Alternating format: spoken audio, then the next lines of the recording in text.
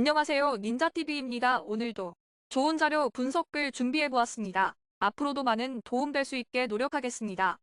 스포츠 조합 공유 및 단톡방 안내, 스포츠 중계는 구글에서 닌자TV를 검색해보시면 빠르게 확인 가능합니다.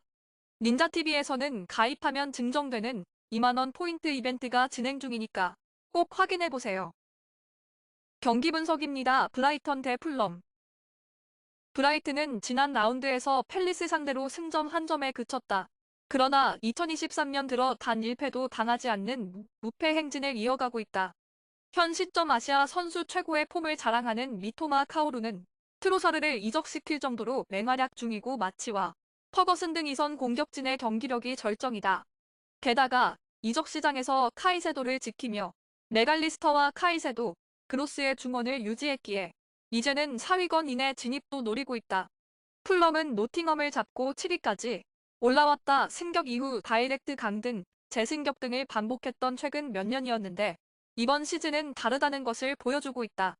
최근 미트로비치의 골 사냥이 다소 나오진 않지만 윌리안과 레이드, 페레이라와 해리 윌슨 등 막강 이선이 뒤를 확실하게 받쳐주고 있다. 수비 라인은 최근 2경기 연속 클린시트를 비롯해 11경기 연속 1실점 이하로 상대를 막아내고 있다. 언더 경기다. 원정에서 나설 풀럼이 강점이 있는 탄탄한 수비 위주로 경기를 풀어갈 것이기에 저득점 경기가 유력하다. 브라이튼의 승리를 본다. 풀럼은 팔리냐와 리드 등 공수 밸런스가 좋은 볼란치 조합이 있는 상황에서 루키치까지 영입하며 중원의 뎁스를 늘렸다. 수비 라인을 보호하며 경기를 운영할 수 있을 것이다. 그러나 메갈리스터와 그로스의 홈팀 중원은 공격 전개와 마무리에 있어 EPL의 어느 팀을 만나도 제 역할을 한다. 홈의 2점을 살릴 수 있고 마치와 미토마가 측면을 공략할 브라이튼이 승리할 것이다. 경기 분석입니다. 첼시 대 사우샘프턴. 첼시는 주중에 도르트문트 원정을 다녀왔다. 챔스 16강 1차전 일정이 있었다. 그러나 일정에 대한 부담은 그리 크지 않다. 징계로 빠져있던 펠릭스가 돌아와 직전 웨스트햄전에서 골을 넣었고 무드릭과 마두에케, 페르난데스 등 이적생들이 빠르게 팀 전력에 녹아들었다. 지에후와 갤러거, 아스필리쿠에타 등 로테이션 전력도 막강하기에 후반기 반격을 제대로 노리고 있다. 사셈은 3연패를 당하며 최하위에서 벗어나지 못하자 감독을 다시 경질했다. 수년간 꾸준히 리그의 중위권 팀으로 자리 잡은 모습을 보여줬었는데 이번 시즌은 큰 위기에 처해 있다. 때문에 주중 챔스 원정을 다녀온 첼시 상대로 반드시 승점을 따내야 한다.